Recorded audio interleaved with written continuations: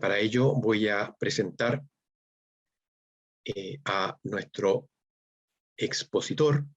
A continuación, él es don Carlos Barría, actualmente jefe de la División de Políticas y Estudios del Ministerio de Energía. Carlos es ingeniero civil de la Pontificia Universidad Católica y magíster en ciencias también. Cuenta con 17 años de experiencia en el sector energético chileno, asesorando a organizaciones públicas y privadas. Ha sido consultor en SISTEP, en CASI Ingeniería y también en INODU. Asesor de las direcciones ejecutivas en SEDEXIN y en Corfo. En el Ministerio de Energía fue también jefe de la División de Energías Renovables en el periodo 2014 al 2019 y director ejecutivo de GPM, Asociación Gremial. Actualmente, como mencioné, jefe de la División de Política y Estudio del Ministerio de Energía, habiendo liderado el plan de carbono neutralidad, la estrategia de hidrógeno verde, la estrategia de transición justa y los procesos de actualización de la política energética y la planificación energética de largo plazo. También ha sido profesor en diversos cursos de pregrado y posgrado en energía en la Pontificia Universidad Católica, Universidad de los Andes y otras instituciones académicas. Así es que, Carlos, bienvenido. Muchas gracias, Juan Carlos. ¿Me escuchan? ¿Me escuchan bien? Sí, muy bien. Perfecto. Bueno, en primer lugar, gracias por la invitación. Voy a compartirles la pantalla.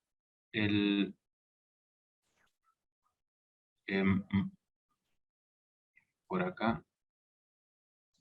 ¿Se ve o se ve cruzado? ¿Se ve con el...? Perfecto. Se ve bien, Carlos. Perfecto. ¿Se ve bien? Ah, ya, perfecto.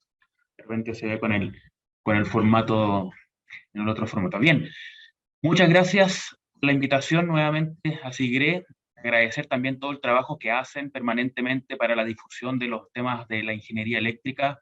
Probablemente en Chile son de las instituciones que más difusión, trabajo se realiza, ¿cierto?, para poder ir cada vez mejorando, perfeccionando nuestros sistemas eléctricos, nuestra regulación, nuestra planificación eléctrica, ¿cierto? Particularmente en estos tiempos de desafíos que tenemos en los tiempos que vienen, ¿cierto? Al final del día siempre el sistema eléctrico de todo el tiempo que llevamos, ¿cierto?, es desafiante y probablemente este tipo de iniciativas van a seguir siendo muy importantes, fundamentales para ir pensando, para ir viendo las distintas tecnologías, como digo, regulaciones y políticas que tenemos que ir avanzando. Bien, preparé una presentación donde la idea es ir viendo cómo nosotros en la planificación energética a largo plazo hemos evaluado, hemos hecho un análisis bien particular respecto a no solamente las demandas, las nuevas demandas, sino que también del sistema eléctrico, sino que también cuáles son los desafíos, ¿cierto?, de estas nuevas demandas y también cuáles son los puntos, los temas que todavía no están resueltos, porque va a depender de cómo va a ir evolucionando una industria, cómo va a ir evolucionando las tecnologías y también los comportamientos de las propias personas, ¿cierto? Bien, entonces, le hemos puesto el camino para el nuevo sistema eléctrico. Voy a evitar el plantear todos los temas de compromisos ambientales, climáticos, y cómo nace la planificación y el estado en que estamos en la transición energética. Eso ya probablemente los que están escuchando esta presentación y la están viendo, los conocen muy bien, ya saben, la carbono neutralidad al 2050, ir descarbonizando la matriz eléctrica, ir también limpiando nuestra matriz de calefacción energética que tenemos particularmente la problemática del centro-sur, y la piedra angular de la transición energética, si uno quisiera resumir la transición energética, de Chile, ¿cierto?, es, ¿por qué? ¿Y por qué la estamos abordando? Es la base de potencial que tenemos en Chile de energía renovable. Eso también ustedes lo saben, 80 veces más el potencial de la capacidad actual que tiene nuestro sistema eléctrico. Esto es un trabajo que hace el Ministerio de Energía, con base en otros estudios académicos que se hizo junto a la Universidad de Chile, al apoyo también de la cooperación alemana GIZ, ¿cierto? Y esta identificación de potenciales, la verdad que es solo el filete, ¿cierto? Es solo lo mejor del potencial de energías renovables que tiene Chile. Y eso suma 80 veces la capacidad instalada que tiene actualmente el país. Todavía quedan los otros lugares donde también hay un excelente potencial de energía renovable, energía solar, por ejemplo, que quizás tienen menores factor de planta o tienen algunas características que hicieron que queden filtradas de esta caracterización de potencial, que como digo, es el filete del potencial renovable que tiene actualmente el país, y por supuesto, todos los años la División de Energía Sostenible está permanentemente trabajando dentro del Ministerio de Energía para ir perfeccionando estos potenciales. La generación eléctrica en los últimos años, vamos ya a la caracterización. Probablemente todos ustedes la conocen. Hemos ido evolucionando, ¿cierto?, a una mayor participación de energías renovables variables. Eso para el sistema eléctrico, para cómo actuamos en el sistema eléctrico en términos de actuación eléctrica, en términos de la operación eléctrica, en términos de la suficiencia, de la seguridad, ¿cierto?, es muy importante, y lo que vemos es que obviamente esta participación de energías renovables variables va a ir aumentando en el tiempo. Déjenme tomarme el tiempo porque si no me voy a pasar. En los últimos 4 años obviamente ha habido una incorporación importante de energías renovables variables, sigue una participación importante obviamente también del carbón. Tenemos este desafío de ir retirando las centrales a carbón, pero por supuesto esto tiene que ser de forma responsable, tenemos que estar mirando la seguridad del sistema eléctrico, la operación del sistema eléctrico, la operación segura, y eso es una de las variables relevantes que tiene, ¿cierto?, como condición el retiro de centrales a carbón. La incorporación de energía eólica, la incorporación de energía solar, ¿cierto? Y actualmente también uno ve la foto de lo que está pasando hoy día en términos de inversiones en el sector, particularmente el sector eléctrico, ¿cierto? En primer lugar, desde los 3 sectores productivos, ¿cierto?, de Chile, de la economía chilena, donde más inversiones se están haciendo. Hoy día hay cerca de 27.000 megawatts de capacidad instalada, ¿cierto? Más de 99 centrales en construcción, de ellas la mayoría son de energía solar, energía eólica. El 54% de la capacidad instalada actualmente es renovable y el 31% ya es energía renovable no convencional. Son cerca de más de 10.000 millones de dólares en distintas etapas de proyectos, ¿cierto?, que hoy día se están ejecutando. Y en términos de líneas de transmisión también, se están construyendo centrales, hay líneas de transmisión, digo, infraestructura de transmisión, por una cantidad importante también, y se están en distintas etapas también, en etapas de construcción, de desarrollo, de licitación, de planificación. Nuestro sistema eléctrico tiene una dinámica muy, muy grande, ¿cierto? Y están ocurriendo muchas cosas al respecto en términos de inversiones. Hace algunas semanas atrás, en principios de septiembre, publicamos la planificación energética de largo plazo. Para los que no la han visto, ahí está, lo pueden bajar de la página web. Les recomiendo también visitar esa página web porque tiene cosas muy novedosas y una interacción importante con gráficos e información de base que tiene la planificación energética a largo plazo, que también vamos a ir cada vez en el tiempo mejorando y agregando más información. Y de hecho, desde SIGRE, si es que nos recomiendan ustedes algún tipo de mejora o de información que quieran instalar en esta web, yo creo que podemos cambiar, podemos modificar, podemos agregar, ¿cierto? Que queremos que sea una base importante no solamente para nosotros como Ministerio de Energía, sino que para las personas, para los académicos y especialistas, sea una muy buena base de información respecto a la planificación energética, que muchas veces se queda solamente en el nicho, ¿cierto?, de los especialistas. Queremos esta vez abrirla, ampliarla, explicar mejor muchas de las cosas que tenemos hoy día en la planificación energética de largo plazo. Este es un pequeño resumen de lo que es la planificación energética. Obviamente, nosotros construimos escenario energético, como muy bien dijo Juan Carlos, hicimos un proceso muy participativo, más de 700 personas participando, con mesas de trabajo específicos, con talleres con temas especializados, ¿cierto? De hecho, estamos hoy día haciendo nuevos talleres post planificación energética, donde estamos relevando algunos temas específicos de la planificación energética a largo plazo. Ahí les vamos a compartir también los vínculos para que participen de esos talleres. La semana pasada ya hubo el primero respecto a la generación distribuida, y vienen los siguientes en los próximos días, las próximas semanas, así que también vamos a compartir eso con SIGRE. Bueno, escenarios energéticos, con los escenarios energéticos definidos, definimos 3 plazos, 3 caminos, ¿cierto?, de escenarios energéticos para el largo plazo, con distintas metas, con distintos compromisos, tanto en el ámbito climático, de energía renovable, de climatización. Esto es un trabajo que es una planificación energética, y tal como dice el nombre, tiene involucrado todo el sector energético, no solamente el eléctrico. Es verdad que la PELP sirve principalmente para, como insumo de la planificación de la transmisión que hace anualmente la Comisión Nacional de Energía, y también como insumo para el Coordinador Eléctrico Nacional, para su propia planificación, y como insumo también para muchos consultores, académicos, especialistas que hacen sus proyecciones de largo plazo. Pero acá también hay una definición de escenarios en materia energética de otros combustibles, de otros usos energéticos que no son necesariamente eléctricos. Pero es verdad que la transición energética efectivamente es electrificación de usos que actualmente son combustibles fósiles, así que principalmente es la electricidad la protagonista de esta planificación. Demanda energética, oferta energética, infraestructura energética, obviamente, y también los desafíos del futuro de la red eléctrica, cuáles son los caminos del nuevo sistema eléctrico, son los que pueden encontrar. Estamos también, de hecho, mejorando algunos puntos respecto al documento que vimos en septiembre. Como dije, la electrificación del consumo energético es probablemente la definición de la transición energética, y no solamente de Chile, sino que del mundo también.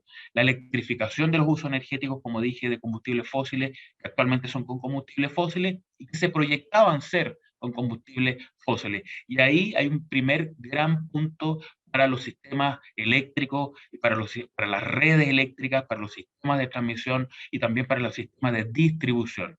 La electrificación del transporte, de la climatización, de la industria, de la minería, el propio hidrógeno verde, va a requerir redes eléctricas ya no solamente confiables, va a requerir sistemas eléctricos resilientes. Hay un importante salto en esa definición. Lo comentó Juan Carlos, también vamos a tener un pequeño análisis, ¿cierto? Y una visión respecto a los eventos de alto impacto y de baja probabilidad. Probablemente vamos a tener que prepararnos justamente para esos eventos de extrema sequía, eventos que dependan del clima, dependan de distintos factores que hoy día quizá todavía ni siquiera conocemos. Entonces, hoy día, si vamos a depender más de la electricidad, la calidad de servicio, la seguridad, la confiabilidad, la resiliencia del sistema eléctrico van a ser clave, y creemos que ahí hay un salto importante que tenemos que hacer, tenemos que empezar ya a preparar para los sistemas eléctricos del futuro.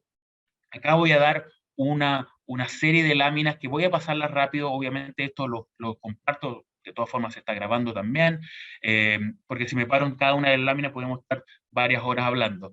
Y esto es básicamente para que les interese también revisar el documento de la PELP, porque ahí está todo, y cómo los resultados que nos muestran, por ejemplo, en este caso, la evolución de la demanda.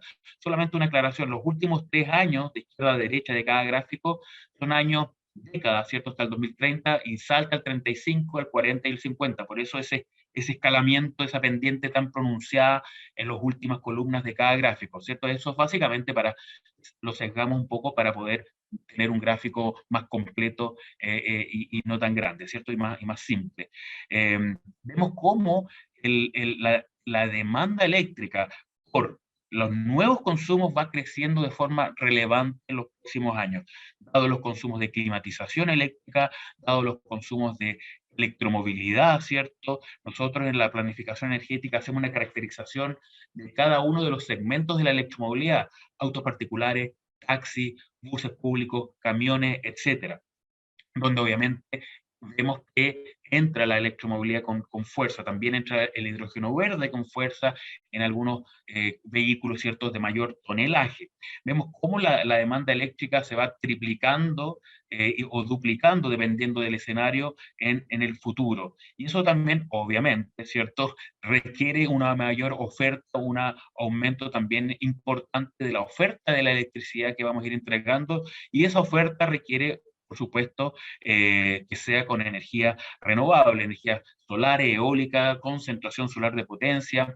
Hay una necesidad relevante de sistemas de almacenamiento, de tecnologías que incorporen almacenamiento, porque la energía renovable variable va a requerir, obviamente, ese tipo de tecnología. No voy a pasar por todos los datos que dice la lámina, ustedes los pueden ver, después las pueden revisar en el video o en las láminas que que vamos a compartir, por supuesto. Pero el resumen es que vamos a ir un crecimiento importante, más que en otras décadas. Eso es importante porque dado el cambio, esta transición, esta adaptación a consumos que tradicionalmente han sido con combustibles fósiles, vamos a transitar a una matriz mucho más electrificada. Y eso es un desafío, ¿cierto? Una tensión para nuestro sistema eléctrico, el cual tenemos que preparar. Y, por supuesto, la energía renovable variable también van a ir incorporándose de manera importante, ¿cierto?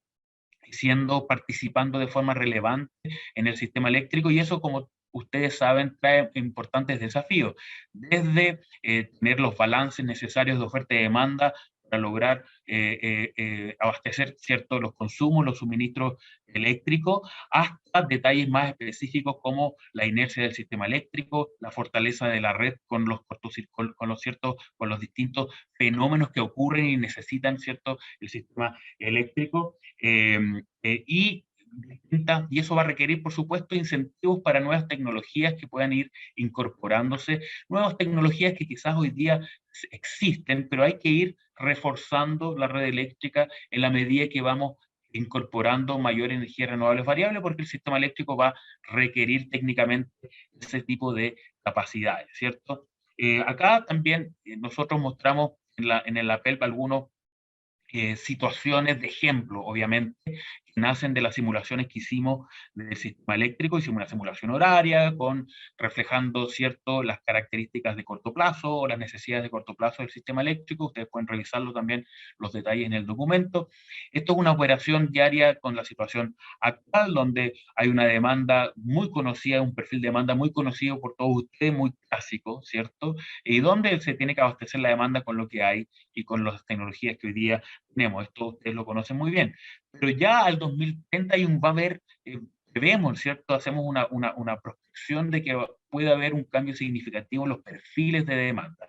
Y esto incluso, lo que hacemos con el modelo es optimizar, hacer una gestión de demanda óptima de los distintos nuevos niveles de carga de demanda, ¿cierto? Y lo que tiene eso de relevante es que va tanto la demanda eléctrica por producción de hidrógeno verde, por electromovilidad, por climatización, una de las grandes conclusiones que nosotros estamos viendo, ¿cierto? Y que de todas formas es muy intuitivo y evidente, tiene que haber una gestión inteligente de la demanda de estas nuevas demandas, ¿cierto? Porque si no, vamos a perfilar una demanda eléctrica, una carga que va a tener una muy compleja operación. No podemos tener, por ejemplo, un sistema de carga de electromovilidad poco inteligente, fijo, rígido, ¿cierto? Donde a las 7, 8 de la tarde todos lleguemos a cargar nuestros vehículos eléctricos y generemos una demanda de punta extrema, ¿cierto?, a esas horas. Ningún sistema eléctrico en el mundo podría llegar a soportar ese tipo de situación, y por lo tanto tenemos que ir pensando ya en sistemas de carga inteligente, incluso incentivos a cargas en distintos horarios, y eso es parte del trabajo que en esta década ya tenemos que empezar a ir trabajando, pensando junto con los especialistas, los académicos, SIGRE, ¿cierto? Cómo vamos trabajando en gestionar la demanda. El hidrógeno verde, lo mismo, el hidrógeno verde, hay toda una discusión de cuál va a ser el modelo de proyecto de hidrógeno verde que va a ser incorporado al sistema eléctrico. Puede ser totalmente on-grid, ¿cierto? Puede ser off-grid, puede ser un híbrido entre una demanda que se queda off-grid con un sistema de generación propio y parte de excedentes, ¿cierto?, entregando la red o retirando desde la red. Eso también puede ser una solución. Eso es parte, y como la producción de hidrógeno verde, lo que nosotros vemos es que, y es evidente, va a requerir mucha energía eléctrica, y eso también tenemos que incorporarlo en nuestra planificación, en nuestra operación del sistema eléctrico y en todo este trabajo que estamos haciendo de prospectiva de lo que viene en los próximos años, ¿cierto? Y los sistemas de almacenamiento, acá vemos en el gráfico de abajo cómo el almacenamiento, el modelo lo que hace al optimizar, colocarlo en la noche, ¿cierto? También se ve una diferencia entre la oferta y la demanda de los dos gráficos, ¿cierto? Durante el día. ¿Por qué? Porque durante el día hay carga también de almacenamiento, y por eso hay una una diferencia entre la oferta, la generación y la demanda, particularmente la carga, ¿cierto? La que ya es suministro y consumo de energía eléctrica. Entonces, y también va a haber una participación importante de la generación distribuida, por supuesto que en los modelos en general se ve como una menor demanda de los sistemas distribuidos. Bien, también va a haber hay una caracterización relevante y las necesidades de transmisión se ven claramente en este gráfico. Ya es un gráfico, estos gráficos están mostrando cómo no solamente al 2030 aumenta la demanda regionalmente en el país, sino que también, dado los potenciales, ¿cierto?, que tiene el sistema y los despachos realizados, ¿cierto?, en nuestra modelación, se ve como la región de Antofagasta, que hoy día ya es importante en demanda y oferta, sigue siendo protagonista de nuestro sistema eléctrico. Y para eso vamos a necesitar infraestructura, ¿cierto?, redes eléctricas para poder ir abasteciendo la demanda, pero de una forma eficiente, con gestión de demanda, con una definición de planificación donde efectivamente logremos poder incorporar la infraestructura necesaria para poder ir abasteciendo cada uno de los consumos y evacuando cada una de las ofertas energéticas renovables que tenemos dentro del país. Esta capacidad instalada actual, queríamos acá nombrar solamente un pequeño tema, que es las necesidades o el desafío que tiene el sistema eléctrico en los próximos años en términos de requerimiento, no solamente para fortalecer la red, ¿cierto? Los niveles de cortocircuito, por ejemplo, que cuando transitamos a un sistema eléctrico con menos máquinas rotatorias, ¿cierto?, con más electrónica de potencia, hay una necesidad específica que probablemente durante el tiempo no era una necesidad explícita, porque como teníamos y tenemos hasta ahora muchas máquinas rotatorias en nuestro sistema eléctrico, y eso pasa también en muchas partes del mundo, en todas partes del mundo digo, la necesidad de fortalecer la red era menos explícita, ¿cierto? Aunque todos los ingenieros eléctricos y el coordinador eléctrico obviamente se preocupa de esos puntos, de esa situación, la misma norma técnica lo hace. Pero ahora, en una evolución de un sistema eléctrico con mucha mayor electrónica de potencia, ya es un tema relevante que tenemos que empezar a ir definiendo y proyectando de cómo distintas tecnologías, condensadores síncronos, máquinas rotatorias de distinto tipo, pueden entregar esa fortaleza de red, y también, por otro lado, la propia inercia que empieza a disminuir en la medida que vamos sacando máquinas rotatorias y adaptando o cambiando con electrónica de potencia. El almacenamiento va a ser pieza clave, ya lo comenté. Tenemos nosotros en la planificación una evolución, ¿cierto?, de necesidades de almacenamiento que pueden ser con las distintas tecnologías que conocemos. Logramos en esta planificación de la energética modelar distintos tipos de tecnologías de almacenamiento, ¿cierto?, desde la concentración solar de potencia hasta baterías con distintas horas, ¿cierto?, de ciclaje. Por lo tanto, hay un trabajo bien importante respecto a las necesidades de almacenamiento y vemos, por supuesto, las necesidades que van a ir naciendo en la medida que vamos incorporando energía renovable variable. Las energías renovables no convencionales, por supuesto, que son la piedra angular del desarrollo energético, son hoy día y van a seguir siendo, por supuesto. Acá hay un detalle de cómo nosotros modelamos el almacenamiento. Déjenme pasar rápido porque estoy medio corto en el tiempo, pero hay un trabajo bien relevante de cómo fuimos modelando, ¿cierto?, los sistemas de almacenamiento. Las alternativas tecnológicas, ¿cierto?, para fortalecer la red, para generar las inercias, los balances oferta-demanda. Hoy día tenemos un parque generador de gas natural. Por supuesto que en los próximos años va a ser relevante cómo la disponibilidad que tengan las distintas centrales, ¿cierto?, las distintas máquinas que operan con gas natural para la seguridad, ¿cierto?, del sistema eléctrico. Pero también estas centrales de gas natural hoy día hay muchas que tienen más de 20 años de vida útil, ¿cierto?, de puesta en servicio. Por lo tanto, va a ser relevante ver cómo hacemos también esa transición donde hay centrales de ciclo combinado, por ejemplo, que están ya operando con muchos años de servicio. Y para ello hoy día hay muchas tecnologías, hay baterías con inversores, ¿cierto?, centrales fotovoltaicas también, Hay también distintos proyectos que el coordinador también ha llevado a cabo con nosotros, con el Ministerio de Energía, con GIZ, para ver cómo se podrían reconvertir centrales a termoeléctricas, ¿cierto?, en baterías de Carnot, en condensadores síncronos, ¿cierto?, que nos entregan fortaleza de red, la misma concentración solar de potencia y otros tipos de almacenamiento, aire comprimido, aire líquido comprimido. Hay distintos tipos de tecnologías que pueden ir incorporándose. Lo importante y relevante va a ser cómo vamos incentivando, ¿cierto?, ese tipo de tecnología al mercado, ¿cierto? Porque infraestructuras son inversiones que hay que hacer, por lo tanto, tienen que tener el incentivo necesario. En términos de una lámina que tenemos, ¿cierto?, donde mostramos que en Chile, la verdad, que todos los temas asociados a eléctricos, electrónica, potencia, tenemos un tremendo cuerpo, ¿cierto?, de investigadores y académicos en distintas universidades del país que trabajan en este tema. Hay una transición, hay un cambio de modelo de la red eléctrica que, por suerte, en Chile, ¿cierto?, tenemos mucha gente muy capacitada, pensando permanentemente. El mismo SIGRE es una instancia como esa donde podemos, ¿cierto?, encontrar las soluciones. No tenemos que ir a mirar otros lugares. Siempre es importante ver la experiencia internacional, por supuesto, pero acá nuestras capacidades, nuestros ingenieros, ¿cierto?, nuestros académicos y especialistas, creo yo, somos capaces de ir pensando cómo ir administrando esta y visualizando, ¿cierto?, esta nueva red eléctrica. Estoy prácticamente finalizando.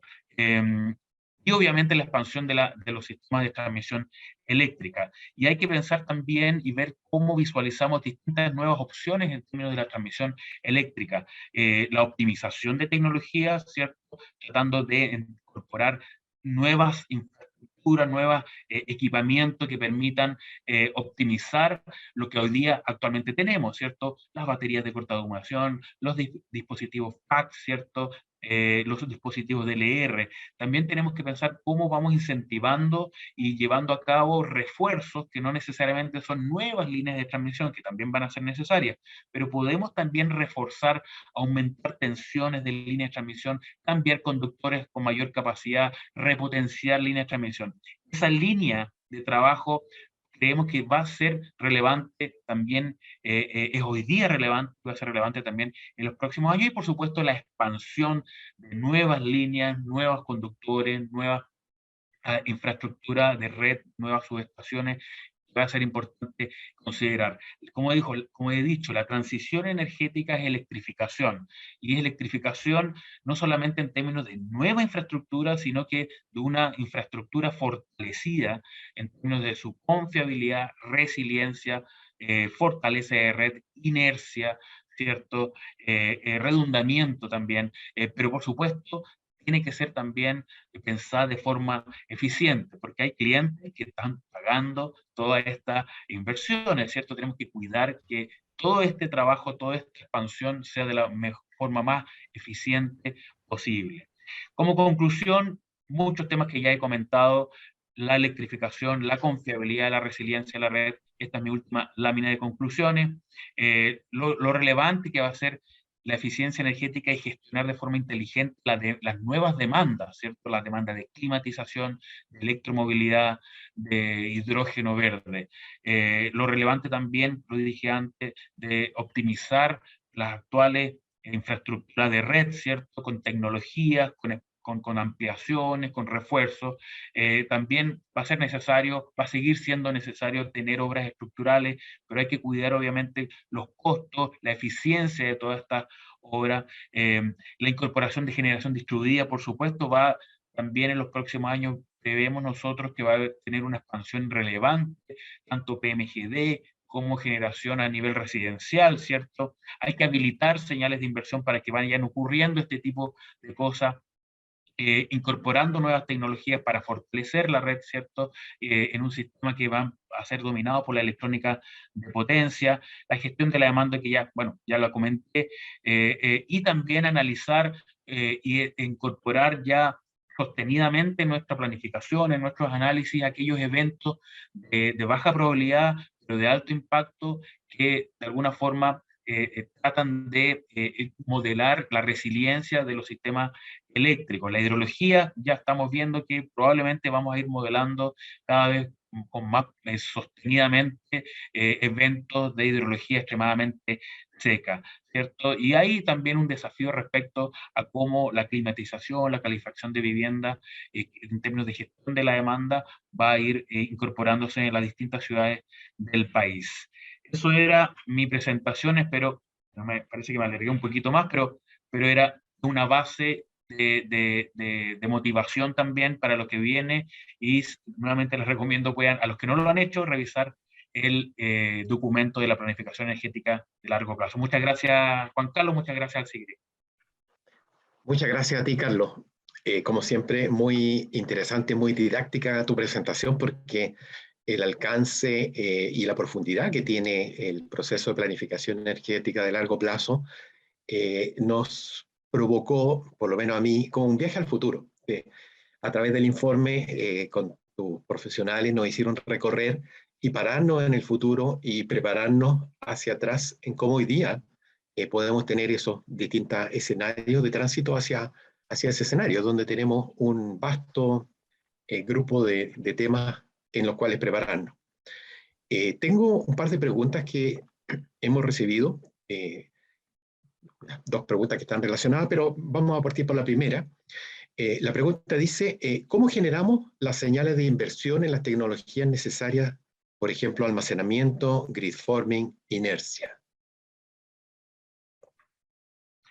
Eso es un tema, obviamente, en discusión. El almacenamiento, particularmente, y parte de la discusión que hemos tenido en los últimos años también, y va a seguir siendo parte de la discusión. El almacenamiento, hoy día, hay un punto legal que queremos destrabar lo antes posible, que es la participación en los balances de transferencia de potencia. Es un tema muy regulatorio específico, pero es algo que tenemos que destrabar lo antes posible. Y es un punto legal, es un detalle quirúrgico en la ley, ¿cierto?, que incorpore los balances. Y eso va a permitir que sistemas de almacenamiento puro, que hoy día lo pueden hacer, sistemas de almacenamiento híbridos con centrales generadoras, pueden participar sin problema. Y eso es un punto. Obviamente, gran parte del desafío va a ser, quizás no es tan nuestro, que es cómo se reducen los costos de los sistemas de almacenamiento. En todo caso, ya hay empresas que han anunciado y que de hecho están desarrollando proyectos de almacenamiento. Hace algunas semanas atrás, AES confirmó, ¿cierto?, que con lo que ellos van a incorporar en los próximos años, ¿cierto?, de almacenamiento, vamos a duplicar no solamente la capacidad, ¿cierto?, en términos de megawatt de almacenamiento, sino que vamos a llegar a cerca de 1.500, no recuerdo exactamente la cifra, pero en 1.500 gigawatt hora de capacidad ya ahora energética de almacenamiento, ¿cierto? Eso va a ser lo relevante.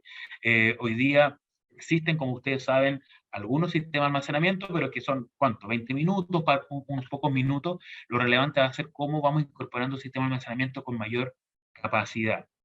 Y ahí probablemente no solamente está lo que decía de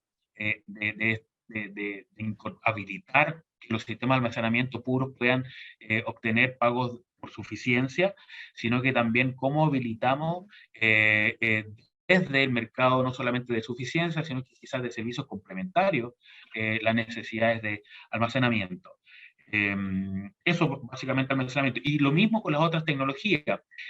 Como dije antes, ahora muchas de las características de la operación del sistema eléctrico, que la propia norma técnica de seguridad y calidad de servicio exigen al sistema eléctrico, los niveles de cortocircuito, la propia inercia, que muchas veces estaba implícito en nuestro sistema eléctrico, vamos a tener que llevarlos hacia arriba, visualizarlo, explicitar la necesidad y trabajar obviamente en incentivos específicos para ese tipo de necesidades.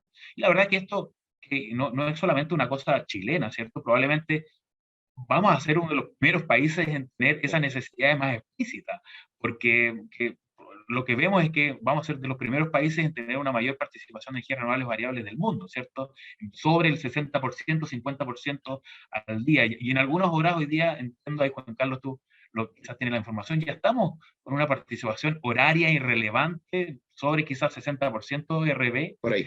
obviamente en el día. Entonces, Eso obviamente hoy día no está resuelto, es verdad, pero tenemos que empezar ya a definir ese tipo de motivaciones y incentivos.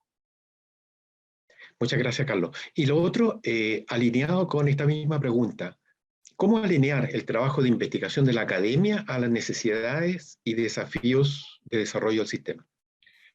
Eso es una pregunta que yo personalmente siempre he pensado que la academia tiene un rol relevante en todo el desafío eléctrico, y creo que tenemos muy buenos académicos y especialistas, y no solamente la academia, también el sector eléctrico tiene muy buenos, quizás viene muy de cerca para todos esa visión, pero claro, la academia, creo yo que se ha incorporado en los últimos años muy fuertemente a los trabajos regulatorios del Ministerio de Energía, propiamente tal, ¿cierto? La regulación que hoy día se está trabajando, que tiene todos los desafíos y todas las posiciones encontradas de reglamento de potencia, fue trabajado con académicos, fue trabajado con especialistas profundamente, fue casi un año de trabajo viendo distintas metodologías, probablemente es de los procesos reglamentarios del Ministerio de Energía donde mayor evidencia técnica científica se plasmó para proponer una regulación. Obviamente tiene todas las distintas visiones que tiene este tipo de regulaciones, pero eso tiene que ser, creo yo, ¿cierto? Algo más permanente, algo donde cada vez que vayamos pensando distintas cosas, incorporar a la academia más profundamente. Y ahí lo último que tenemos que aprovechar, y nosotros lo hemos aprovechado, lo que tiene hoy día el Ministerio de Ciencia, Innovación y Tecnología, ¿cierto? Tiene actualmente, al menos en el tema de cambio climático, un comité científico. Y el comité científico de mitigación, bueno, lo lidera Maiza Roja, pero el de mitigación, lo que no lo saben, lo lidera Rodrigo Palma. Rodrigo Palma, usted probablemente lo conoce muy bien, uno de los expertos en materia energética académicos más cierto, conocidos en Chile, y con ellos hemos trabajado distintas cosas. Trabajamos para darle una evidencia científica robusta a la NDC del 2019, y este año, aprovecho promoverlo, hicimos un trabajo con 60 científicos, no solamente eléctricos o energéticos, de temas sociales, ambientales, donde elaboramos un documento bien completo, son hartas páginas, ¿cierto?, de cómo se ve desde el mundo científico el tema y académico, el tema de la exportación de energía limpia de Chile en las distintas formas de exportación que pueda tener: interconexiones eléctricas, hidrógeno verde con combustible sintético, con amoníaco, e incluso la exportación de conocimiento hacia otros países.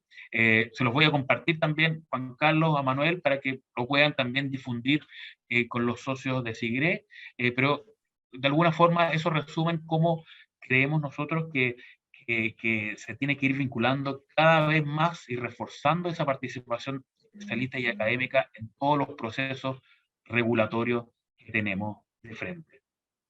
Muchas gracias, Carlos. Y tengo una última pregunta a propósito del hidrógeno. ¿Cuáles son las aplicaciones del hidrógeno fuera del sector eléctrico y su costo esperado? El costo, el costo esperado para Chile, para que de alguna forma pueda competir con otras tecnologías, ¿cierto? Con otros, en realidad, combustibles. Nosotros estamos visualizando que al 2030 debería llegar a la producción en el país a $1.5 la tonelada de hidrógeno verde, ¿cierto? Y después viene cómo el hidrógeno verde se puede transformar en amoníaco para ser fácilmente transportable, eh, o combustible sintético, como el proyecto que hay en la Patagonia HIF, ¿cierto? Para poder, metanol básicamente, para poder usar los mismos motores o las mismas máquinas térmicas, ¿cierto? Que hoy día tenemos. Eso en términos de costo, $1.5 es para nosotros el punto de inflexión donde Chile se hace, o el mundo en realidad, porque esto está evolucionando no solamente en Chile, sino que en el mundo, donde se hace esta paridad con otros combustibles, sin perjuicio, y eso es importante, particularmente en Chile, de que hay tanto gasolina como el petróleo y diésel. Hoy día en muchos sectores hay exenciones tributarias para el uso de diésel. Entonces, ahí también hay otro desafío respecto a cómo nosotros visualizamos esta adaptación o este cambio tecnológico en términos de usar combustibles limpios versus los combustibles fósiles. Pero eso ya es una discusión tributaria que es más compleja. En términos de las aplicaciones, la verdad es que las aplicaciones del hidrógeno verde son gigantes, son muchas, ¿cierto? Y no solamente están enfocados al sector eléctrico, y probablemente el sector eléctrico es el que menos aplicaciones tiene. Probablemente se puede usar combustible sintético en máquinas, en turbinas, ¿cierto? En turbinas a gas, reemplazar el gas natural por combustible sintético. Pero probablemente la mayor cantidad de usos puede ser, por ejemplo, en el transporte de carga, a través de, no se puede combustionar el hidrógeno verde o el combustible sintético, o a través de las celdas de combustibles que todos conocemos, ¿cierto? Un motor eléctrico, pero en vez de tener una batería de almacenamiento, tiene una celda de combustible. En todo caso, igual tiene una pequeña batería por temas de inyección, pero celda de combustible en transporte, también celda de combustible para trenes, para camiones, para la industria, para caldera. La industria del cemento y del acero en el mundo está viendo con muy buenos ojos cómo transitar hacia el hidrógeno verde y sus distintas aplicaciones, y también para producir otras cosas como fertilizante. El fertilizante, uno de los principales productos, insumos que tiene, ¿cierto?, es el amoníaco, y el amoníaco es hidrógeno y nitrógeno. Entonces, y fertilizante, y distinto. La industria del vidrio necesita hidrógeno verde, la industria lechera necesita hidrógeno, que si es verde mejor todavía. Entonces hay un sinnúmero de aplicaciones que son muy relevantes, y lo que tiene, para finalizar, para lo que tiene relevante, o que el hidrógeno verde es de alguna forma el eslabón perdido, ¿cierto?, de la descarbonización, porque hay distintas aplicaciones donde la electricidad no logra ser eficiente. Por ejemplo, los camiones de alto tonelaje, que de todas formas igual las distintas tecnologías van evolucionando y puede que también compitan.